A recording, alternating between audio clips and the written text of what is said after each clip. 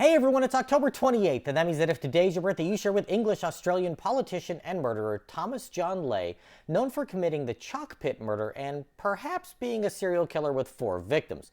And that is him right up there.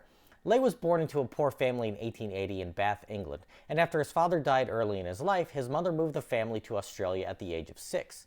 He attended school until age 10, then worked in a grocery store run by his mother.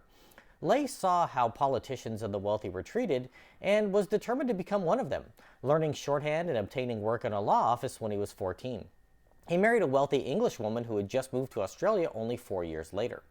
They were a politically active couple, with his wife involved in the international suffrage movement. Ley became more and more interested in politics and ran for local office in 1908, then served in the New South Wales Parliament from 1917 to 1925, first representing the Nationalist Party of Australia and later switching to the Progressive Party. Both were staunchly conservative organizations and bear no relation to other parties around the world using those same names. While he was publicly a teetotaler and was nicknamed Lemonade Ley, he outraged the temperance movement when he postponed legislation to limit liquor consumption after accepting bribes from the hotel lobby that was opposed to the measure, and was known to secretly be a fan of the bottle himself. A few years later, he ran for national parliament and was caught trying to bribe his opponent into dropping out of the race. Ley won the seat anyway, and the opponent filed appeals in the courts, but they were dropped when he suddenly went missing. Over the next few years, another one of Ley's public critics was found dead at the base of a cliff, and a man who had been hired to investigate him fell off a boat and drowned. These were all written off as coincidences at the time, but in retrospect seem seriously suspicious.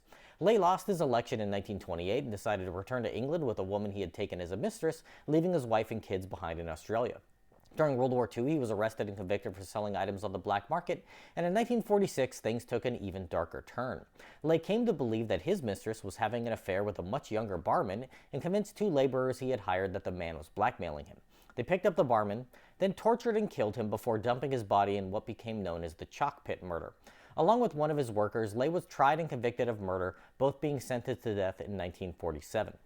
Their sentences were both reduced on appeal, with Ley being declared insane and sent to the Broadmoor Asylum for the Criminally Insane, where he died of a stroke just a few months later.